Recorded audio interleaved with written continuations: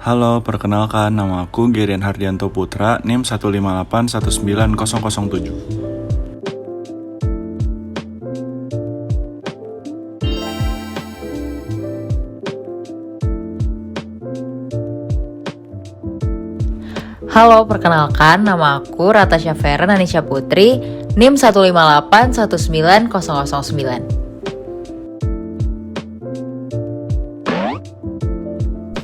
Halo, perkenalkan, namaku Ahmad Lianto, NIM 158190036. Halo semua, nama aku Muhammad Benjamin Zano, NIM-nya 158190038.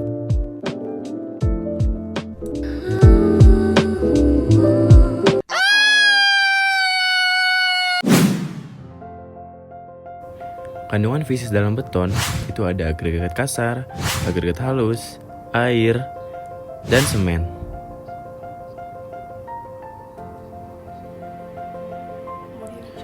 Semen mengandung trikalsium silikat, dikalsium silikat, trikalsium aluminat, dan tetrakalsium alumino, dan juga gipsum.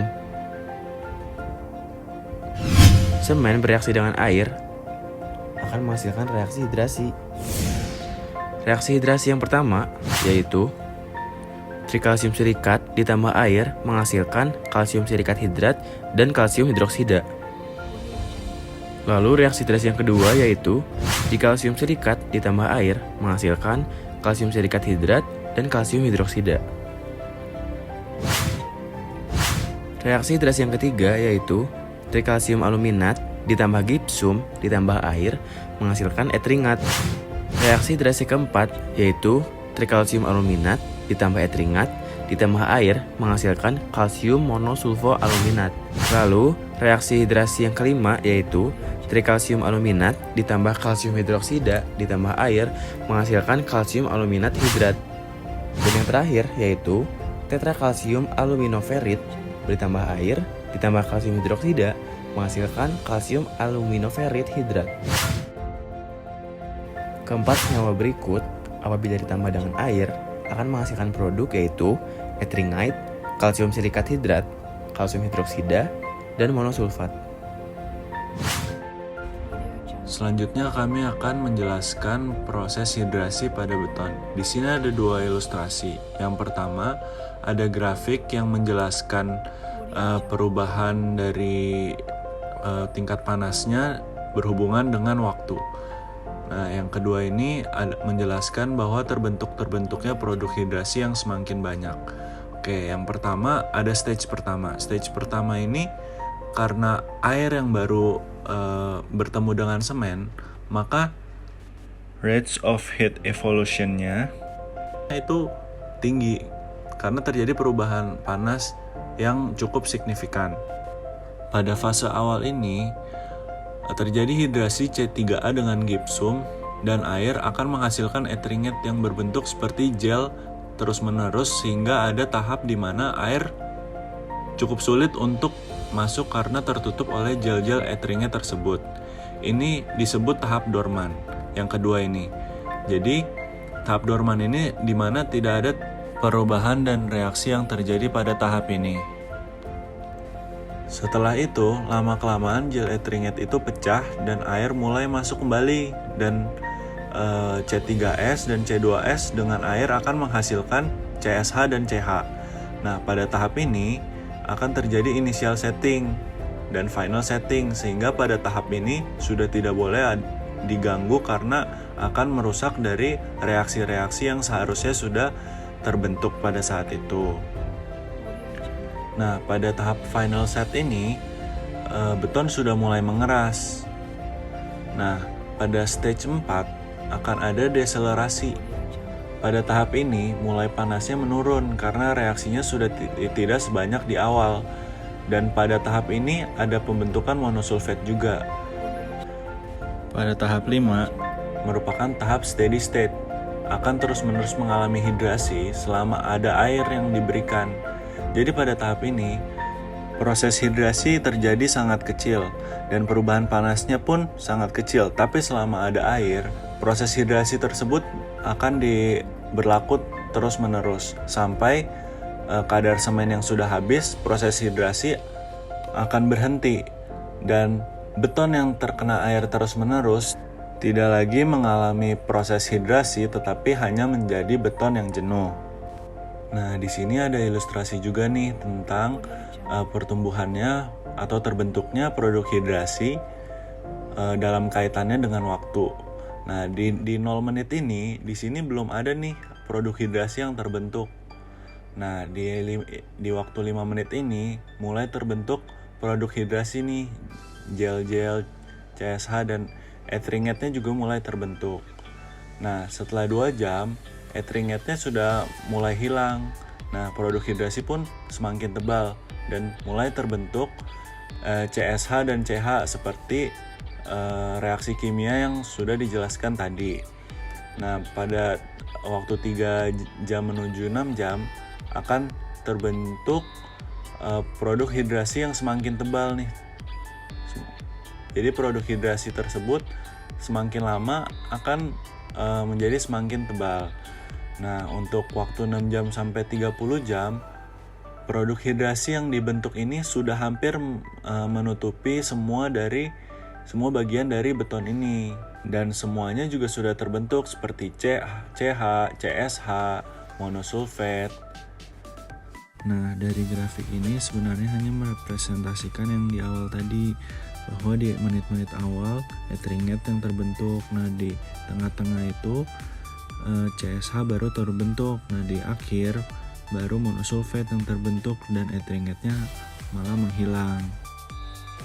Sebelum kita masuk ke reaksi tubuh, ada baiknya kita mengetahui unsur-unsur yang terkandung dalam semen.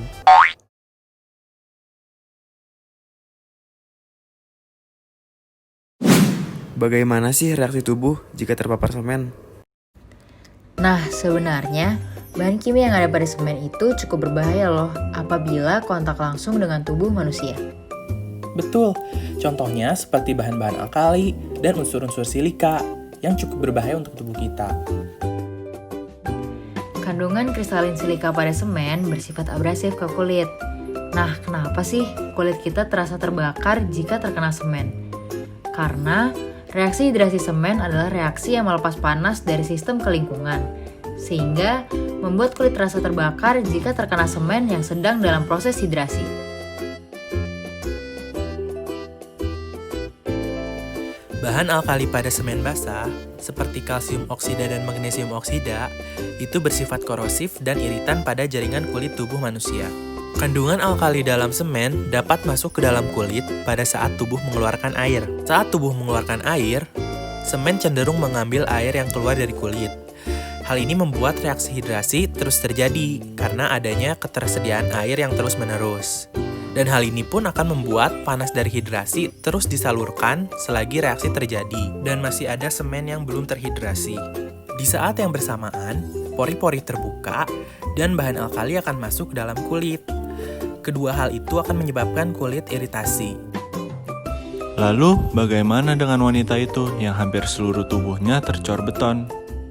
Seperti yang sudah dijelaskan pada proses hidrasi, beton akan terus mengalami hidrasi selama masih ada ketersediaan air. Semakin lama reaksi hidrasi berlangsung, maka semakin banyak pula produk hidrasi yang terbentuk, sehingga beton semakin menekan kepada tubuh manusia. Semen semakin lama akan semakin mengeras, yang akan menyebabkan terjadinya compartment syndrome.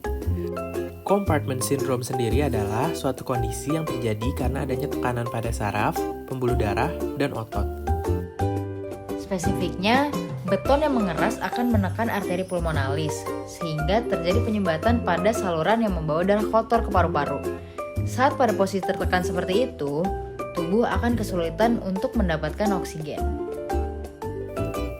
Saat beton sudah mengering dan dilepas dari tubuh, maka akan terjadi shock tubuh, khususnya paru-paru, karena darah kotor akan masuk dalam intensitas yang cukup besar. Hal ini dapat menyebabkan serangan jantung. Selain serangan jantung, tubuh yang terendam beton terlalu lama yang sedang mengeras, itu pun bisa menyebabkan stroke, karena bisa menyebabkan pecahnya pembuluh darah loh. Selain yang udah disebutkan tadi, organ pernafasan juga terkena nih dampak dari beton. Debu debu semen, pasir, maupun tanah pada umumnya mengandung senyawa silika bebas yang merupakan senyawa kimia yang sangat toksik. Jadi, saran apa yang perlu kita berikan sebagai calon engineer kepada dokter?